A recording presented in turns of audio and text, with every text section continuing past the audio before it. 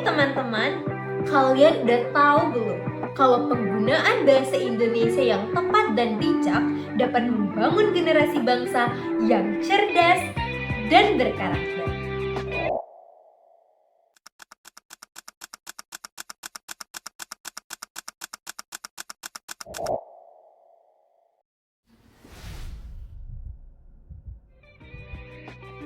Sebagai masyarakat Indonesia, bahasa Indonesia adalah bahasa persatuan kita. Bahasa Indonesia adalah simbol identitas bangsa.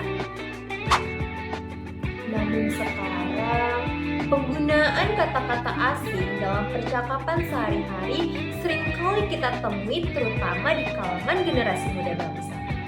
Contohnya dalam video berikut. Bro, menurut lu gue lebih prefer pakai baju yang dis? Oh, Gue prefer lo pakai yang ini sih. Masa bro? Udah pagi ini kayak gue tuh ngerasa hektik banget gitu. Actually gue udah bangun pagi-pagi tapi tetap aja kena macet gitu. Dulu gue kesel banget, ada macet lagi, tambah teman gue bangunnya lama banget kan. Which is itu yang membuat gue tambah kesel today. Fenomena pencampuran antara bahasa Indonesia dan bahasa Inggris disebut dengan Anglonesia. Fenomena ini cukup populer di kalangan masyarakat Indonesia, terutama generasi muda.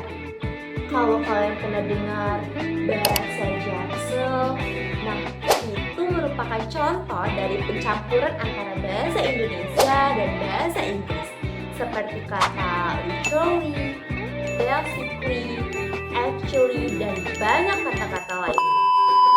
Bahkan, pencampuran bahasa ini sering sekali kita temui dalam percakapan di aplikasi WhatsApp ataupun takarir yang ada di media sosial.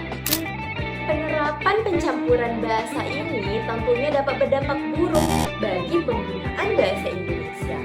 Hal ini dapat menghambat pertumbuhan bahasa Indonesia ataupun bahasa daerah yang ada di Indonesia. Kalau kalian pernah mendengar semboyan yang berbunyi bahasa menunjukkan bangsa, hal itu berarti bahwa bahasa menunjukkan jati diri penuturnya. Begitu pula dengan bahasa Indonesia yang juga merupakan simbol jati diri bangsa. Bahasa Indonesia yang diproyeksikan sebagai bahasa internasional telah memperoleh pengakuan sebagai bahasa resmi Sidang Umum UNESCO pada tanggal 20 November 2023. Pengakuan UNESCO itu harus menjadi motivasi untuk terus meningkatkan kualitas dan penggunaan bahasa Indonesia. Baik pemerintah, lembaga pendidikan, hingga masyarakat memiliki peranan penting dalam memastikan bahasa Indonesia tetap relevan dan dinamis. Jadi, tidak ada lagi alasan bagi kita untuk tidak bangga menggunakan bahasa Indonesia. Yuk kita sebagai bangsa Indonesia senantiasa menggunakan bahasa Indonesia yang baik dan benar.